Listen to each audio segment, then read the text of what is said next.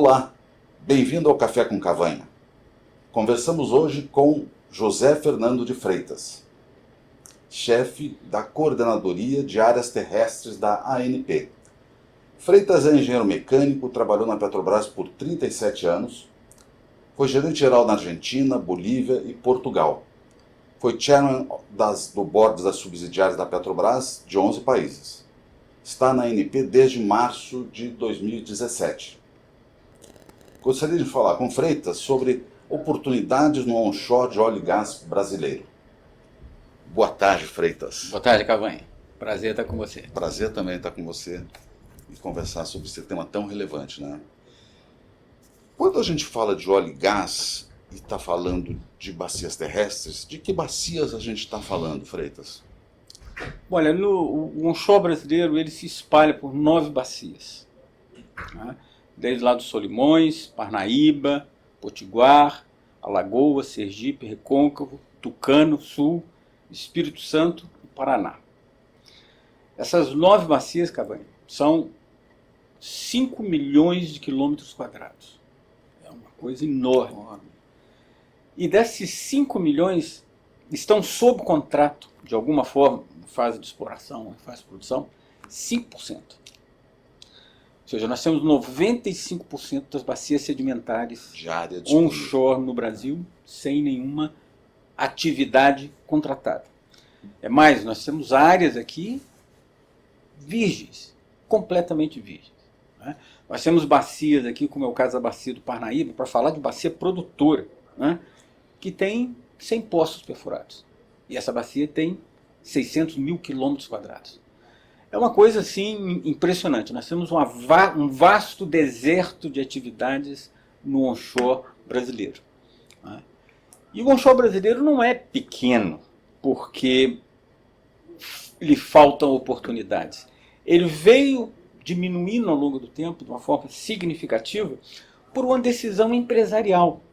E aqui não cabe nem fazer um juízo de valor sobre a decisão da Petrobras, que veio diminuir investimentos, porque ela buscou sua adequação dentro do seu portfólio, né? O que a gente pode dizer, sem dúvida nenhuma, é que houve uma má gestão desse ativo, né, brasileiro, né, no sentido de buscar transformá-lo em riqueza efetiva para a sociedade o mais rápido possível. E aqui, eu sei que estou me estendendo um pouquinho aí, mas eu acho que vale a pena dizer uma coisa importante, né?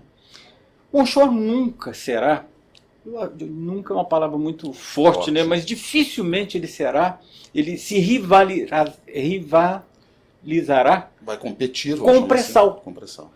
São mundos diferentes, são mundos muito diferentes, né? A produtividade, o nível de produção esperada, os investimentos, sempre no pré-sal são números superlativos, né? Mas tem uma diferença fundamental que eu diria que foi a pedra de toque para que tanto o Ministério de Minas e Energia quanto a ANP, há 2 anos atrás, se engajassem numa tarefa e têm se dedicado de uma forma muito intensa de revitalizar o onshore. É a relação entre causa e efeito de investimento e benefícios para a sociedade que traz o onshore. O pré-sal, todos os seus números enormes, ele entra naquela roda enorme da economia. Ele traz benefícios para a sociedade, sem dúvida nenhuma, mas dentro dos ritmos e do ciclo econômico de um país como o Brasil.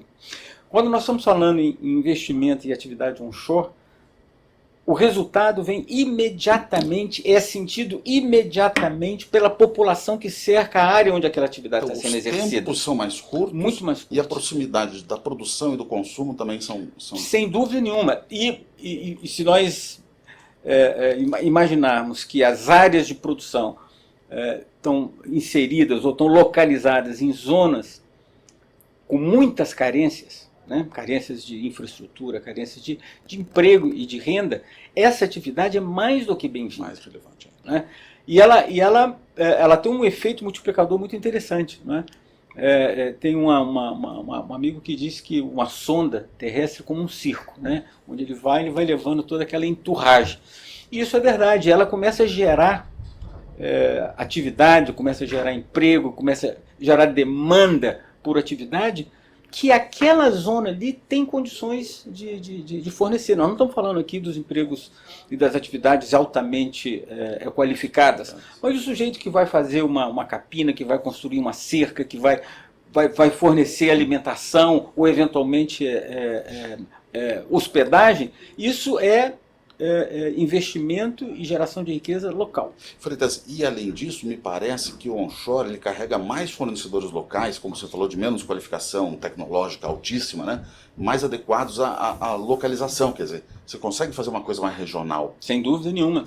Tanto é assim que a grande discussão que nós passamos por ela agora há muito pouco tempo, sobre o conteúdo local, que foi uma discussão muito pesada, permanente, ela se localizou no offshore. Porque isso nunca foi um problema no onshore. Nunca houve uma necessidade de forçar que houvesse uma demanda por conteúdo local. É mais natural. Ela naturalmente acontece. É claro, e o Ministério de Indústria e Comércio, através do PDFOR, tem se preocupado em melhorar as condições de fornecimento locais. Né? Mas a distância não é tão grande não quanto é.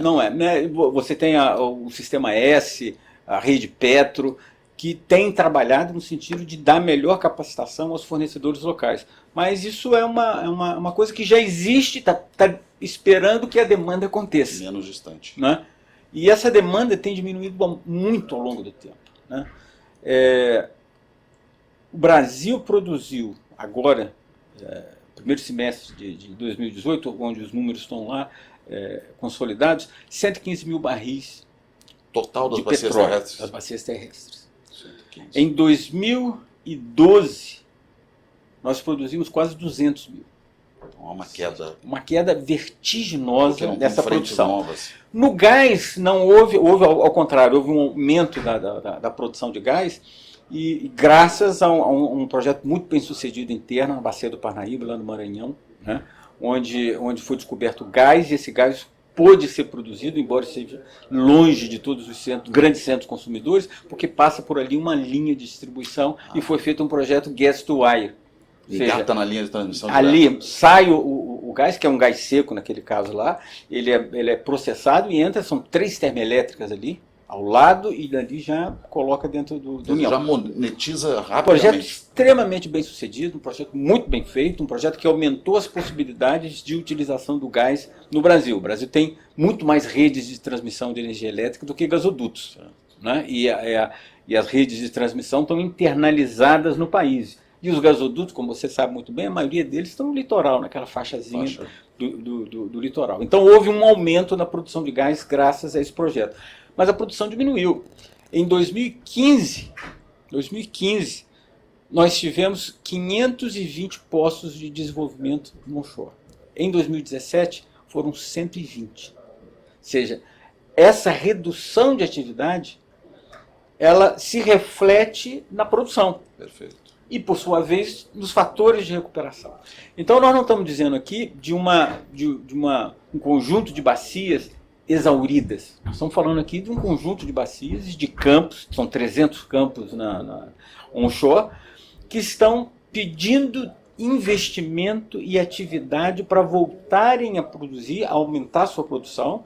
Novamente, isso nunca será uma produção que se rivalize com o pré-sal, mas certamente tem uma demanda muito grande de atividade potencial. E você falou que são 7 ou 8 bacias, 9 bacias com 300 campos. 300 campos mapeados. Exato. E que estão praticamente disponíveis para trabalho para frente. Pela forma como a indústria de petróleo se desenvolveu no Brasil, né, esses campos são todos eles virtualmente nas mãos da Petrobras. A Petrobras tem 98% dessa produção. Então são muito poucos aqueles que têm uma atividade de produção que não a Petrobras. E aí está a razão desse declínio de atividades no onshore. Porque a Petrobras, que sempre desenvolveu e trabalhou nesses campos muito corretamente, muito adequadamente, em algum momento teve que tomar uma decisão de que não tenho como... Não podia fazer tudo de tudo. Exatamente. E não é uma coisa muito, muito interessante, né? Ou você está muito bem adaptado e aparelhado para trabalhar no pré-sal, ou muito bem aparelhado e adaptado para trabalhar no onshore com campos marginais ou campos maduros. Não dá para As correr e nadar ao duas mesmo coisas não dá para fazer. E não é por incompetência. É porque para uma você tem que ter determinadas características que fazem com que o trabalho na outra seja muito ruim. A estrutura de custos da Petrobras é extremamente adequada, digamos assim, para o pré-sal. Mas quando você vai trabalhar no pré-sal, você tem uma produção média de quanto? 30 mil barris por dia no posto pré-sal. A produção média onshore no Brasil são 17 barris. A estrutura de custos para uma é absolutamente inadequada para outra. E, de novo, não se trata de dizer uma empresa ruim e uma empresa boa. São empresas diferentes. Adequação mesmo. Adequação.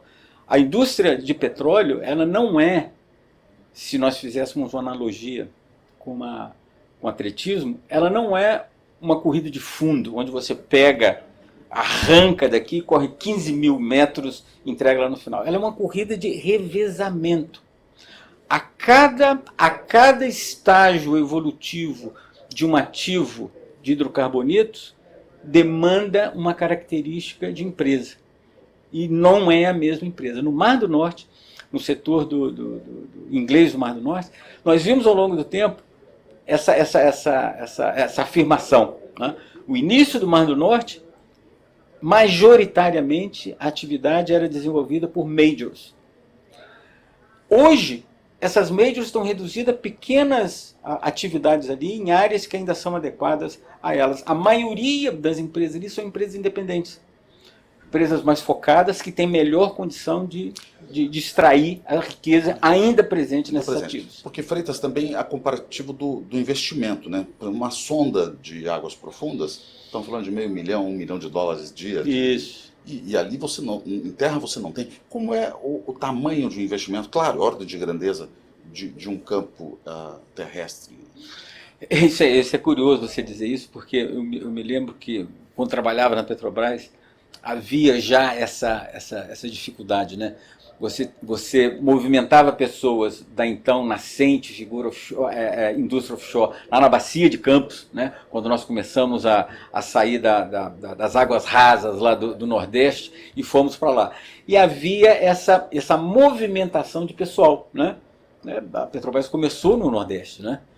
Então, esse choque de cultural, né, era muito interessante, porque havia o que se chamava de moeda de referência. Né? Nada de menos de $1 milhão no grande offshore é muito importante, é melhor você cuidar de outra coisa. E $1 milhão em uma atividade em terra é a diferença entre a vida e a morte, é o faturamento, às vezes, anual de uma determinada atividade. Né? Você tem poços que são perfurados em questão de uma semana. Em uma semana você perfura um poço com uma sonda muito mais barata. Então, o nível de investimento são algumas ordens de grandeza menores, dando oportunidade a empresas menores de se aventurarem nessa atividade, aventurarem no sentido de buscar alternativas, e por serem menores, tem uma estrutura de custo mais adequada a essa atividade. De novo, é como se fosse como a evolução das espécies, né? Você tem que ter uma espécie bem adaptada lá. Ela precisa de algumas características que, para tê-las, aquela atividade demanda delas algo compatível com esse tamanho. Bom, você contando isso, sugere pensar que a regulação também deve ser bastante diferente do offshore, ou ainda não é? Não é, Cavanha. Não, infelizmente não é. Infelizmente não é. Se você imaginar que a ANP foi criada numa época onde recentemente havia sido quebrado o monopólio estatal de petróleo, né? E naquele momento, em que momento nos encontrávamos na indústria de hidrocarbonetos no Brasil? A aventura, de novo estou usando essa palavra, offshore, estava de vento em popa, né? Já havia sido descobertos os grandes campos na bacia de Campos, sido desenvolvido, passando lá pelo Polo Nordeste e aquelas outras atividades lá da bacia de Campos. Já estávamos caminhando para águas profundas com descoberta de marlim, ou seja, os olhos estavam voltados para essa indústria. Já tinha ficado claro que as necessidades energéticas do Brasil, no que diz respeito a hidrocarbonetos, seriam supridas pelo offshore. E quando a ANP foi criada, ela tinha essa figura, então era importante olhar para o offshore. E além disso, você tinha a figura da Petrobras onipresente no Brasil. E onipresente para bem e para mal. Né? Então, de muitas maneiras, a regulação no Brasil reflete essas características. Campos de maior produtividade no offshore, com uma grande empresa dominante. Participação especial, toda aquela coisa que não existe em terra. Então, quando você vai para a terra, você tem produções muito menores e empresas também muito menores. A relação da ANP... E riscos menores também? Sem dúvida nenhuma, sem dúvida nenhuma. A indústria de petróleo sempre será uma indústria arriscada, sempre haverá um risco envolvido. Tanto que uma das grandes áreas de conhecimento da indústria de petróleo é a análise de risco. Né? Mas se existe o risco de que alguma coisa eventualmente não dê certo, né, as consequências em terra são muito menores. São muito menores. Se você tem um poço, como nós acabamos de dizer aqui no pré-sal, que produz 30 mil barris por dia, um problema num poço desse ou numa área de transferência é de uma gravidade enorme. Se você vai, por outro lado, num campo em terra, onde você tem campos que produzem meio barril por dia. Por mais descontrolado que isso aconteça, e isso não é uma licença para que seja tratado de uma forma inadequada, mas o impacto daquilo, da maneira como você imaginar, é muito mais limitado. Né? E isso não está refletido adequadamente na regulação. A ANP agora já se deu conta disso e tem trabalhado todas as superintendências no sentido de buscar uma adequação melhor. Foram abertos canais de comunicação com a comunidade dos produtores independentes, através da ABPIP, que é uma da associação. O IBP agora também está se envolvendo mais diretamente nessa discussão, de maneira que nós possamos, como a ANP, entender onde estão as dificuldades e trabalharmos no sentido de adequar. Então, algumas coisas sim. Alguma coisa... Não dá para tratar de uma forma igual coisas tão diferentes. Né? E quando a gente fala em regulação, a gente está falando de tudo, né? Está falando das permissões, das consequências, dos contratos, tudo isso tem que ser simplificado. E vem sendo. Esses 2 últimos anos, muita coisa foi feita em prol da reativação da indústria onshore. Todas elas tendo como inspiração inicial a nova política de AIP, que foi aprovada o ano passado, em julho do ano passado. Em consequência, veio o programa do REAT, onde a ANP se engajou de corpo e alma nesse projeto, né, no sentido de efetivamente criar condições para que o onshore decole. Várias coisas foram feitas. Os contratos foram alterados. Né? Agora, para a oferta permanente, nós estamos terminando a elaboração de uma versão de contrato específica para o onshore. Contrato específico para o onshore. Toda a regulação, tanto a parte de segurança, meio ambiente, sistemas operacionais, desenvolvimento da produção, exploração, estão dando tratos à bola no sentido de encontrar uma forma mais adequada de tratar essa atividade. Não é uma coisa muito fácil. Não é uma coisa muito fácil, porque, como eu disse antes, a regulação tem que ser mais suave, mas a atividade continua sendo uma atividade que precisa ser regulada. Né? Então, encontrar essa coisa aí é importante. Do ponto de vista da participação governamental, a ANP tem trabalhado no sentido de adequar isso daí. Né? Para os novos contratos, todas as bacias terrestres já trabalham com royalty não de 10%, mas de 7,5%. Né? E a bacia do Paraná, porque é uma bacia virgem ainda, uma bacia de fronteira, está com 5% de royalty. Recentemente agora, a ANP publicou uma resolução de redução de royalties para campos existentes, para produção adicional de campos existentes. Ou seja, sai de 10% dos contratos atuais. E se você demonstrar que você vai produzir mais do que aquilo que ele produziria em condições normais, essa produção adicional goza de uma redução de royalties que pode ir de 10% para até 5%.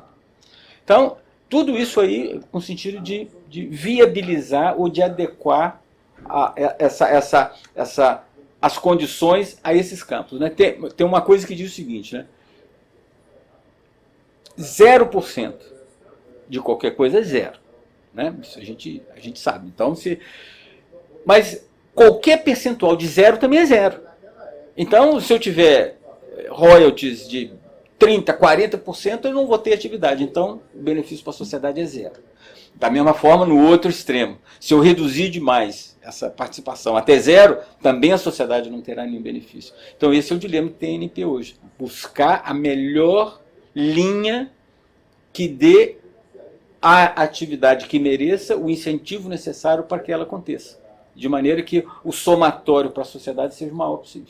E como é que o investidor, as empresas de petróleo, o investidor, quer dizer, como é que eles vão realmente colocar dinheiro forte nisso, se ainda não tem, vamos chamar assim, a total simplificação regulatória e também a questão da estabilidade regulatória? Quer dizer, por que o indivíduo vai botar dinheiro nesse? Tem incentivos, compensações, bonificações? O que existe de chamamento? Na verdade, a adequação da regulação e as participações governamentais, elas podem, e certamente hoje, tiram do horizonte algumas atividades. Elas não são viáveis, não são economicamente viáveis com essa condição. Mas outras são. E são essas outras, são por essas outras que deve começar essa reativação da indústria de onshore no Brasil. É possível. A Petrobras está aí mesmo, que demonstra que é possível ganhar dinheiro com essa condição. Nós queremos melhorar essa condição para que outras áreas que hoje não são adequadas possam vir a ser. A Petrobras tem no seu portfólio alguns campos que ela não tem nenhuma atividade porque não vale a pena. Outras empresas, com as condições atuais, certamente poderão ganhar dinheiro com isso daí. E se nós melhorarmos essa condição, melhor ainda isso vai acontecer, mais produção vai ocorrer. Mas tem vários incentivos para essa atividade. E existe uma característica, Cavanha, que é muito importante. Né? A atividade que garante a sustentabilidade da indústria de petróleo é a exploração. Uma empresa de petróleo não se sustenta se ela não tiver um esforço exploratório que garante que aquilo que está produzindo hoje será substituído adequadamente por alguma outra coisa lá no futuro. E a atividade de exploração é uma atividade de altíssimo risco. Né? Quando você tem lá 20% de chance de sucesso numa determinada empreitada exploratória, você está muito satisfeito. Né? Mas quando você vai com esse projeto que você está satisfeito para um banco e pede um financiamento, o banco fala, não tem a menor condição. Então, a atividade de exploração não é financiada com os recursos, digamos assim, tradicionais. Ou são recursos próprios, ou é alguém que tem o equity na sua empresa porque acredita que você é um bom encontrador de petróleo. Né? E esse recurso próprio vem normalmente da atividade de produção. Então nós temos que cortar esse círculo vicioso onde não existe uma atividade de produção em mãos de quem quer investir em exploração. A Petrobras já disse que não quer. Então, felizmente, o que tem acontecido, o que já vem acontecendo, e nós tivemos agora os primeiros resultados agora, é a Petrobras fazendo todo o processo de desinvestimento, transferindo para essas empresas com uma estrutura mais adequada para essa atividade, os ativos de produção dela. Nós tivemos um anúncio semana passada do Riacho da Forquilha, que são 34, 35 concessões, né, que foi feito à venda, e paga o Carapebe Vermelho aqui. Águas Rasas não é onshore, mas tem características muito parecidas, né, em termos das dificuldades. Com o andar desse processo de desinvestimento, mais operadores independentes virão, e começaremos a ter efetivamente uma indústria onshore capaz de se sustentar e, inclusive, de ser um interlocutor mais adequado com a ANP para entendermos melhor qual é a melhor forma de garantir que esses ativos terão o melhor desempenho possível. Ao fazer isso, aí nós estamos garantindo que a sociedade vai ter o melhor benefício. Agora, das operadoras de terra, de onshore, vamos chamar assim, são todas brasileiras, tem estrangeiras, tem sul-americanas? Tem de tudo. Muitas empresas estão fazendo o que a gente chama de integração para trás, né? São empresas prestadoras de serviços da indústria de petróleo, ou seja, prestavam serviço para as operadoras, e começaram a achar que para aquele porte ali ela tinha condições de fazer isso, né? Então ela se integrou para trás. Começou, ou era um prestador de serviço, ou um fornecedor de equipamentos, e se integra para trás. Tem uma história muito grande, muito rica, de novos operadores no Brasil, que são integrações para trás de fornecedores. Tem outras empresas que surgiram de alguma forma e acontece muito isso, né?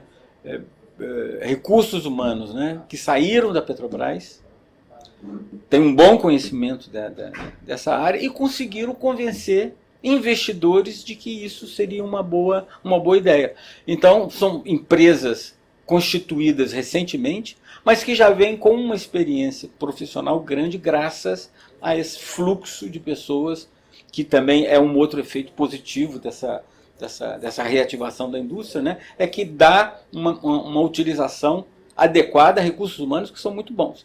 E tem algumas empresas estrangeiras também, menos do que nós gostaríamos, né? Nós estivemos agora há pouco tempo no Canadá tentando justamente convencer as empresas canadenses de que isso aqui que o Brasil é um bom porto, é um bom palco para eles exercitarem as suas capacidades e tem de empresas operadoras. Com Alberta, com aquela parte lá de cima, Calgary, Alberta. Exatamente. Nós tivemos Calgary justamente.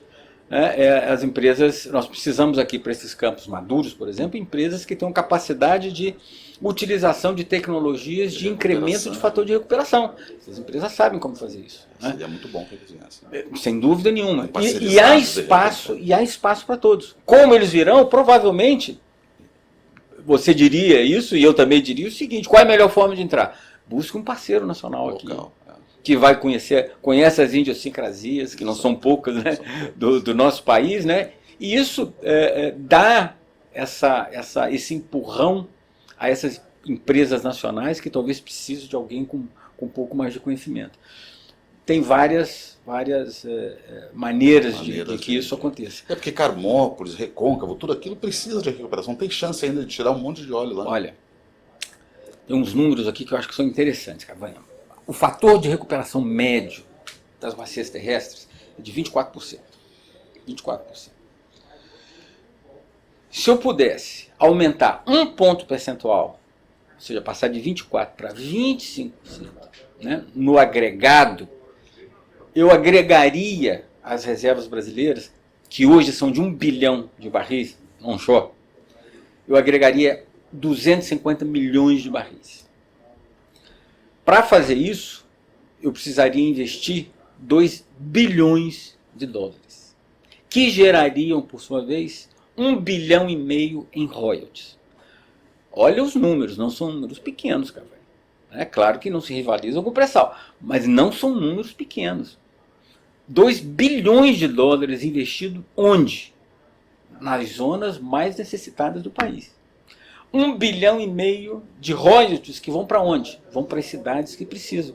Outro dia, conversando com o prefeito de Catu, lá na Rio Anhangués, ele dizendo que não só a receita do município diminuiu, porque a produção diminuiu, como a despesa aumentou.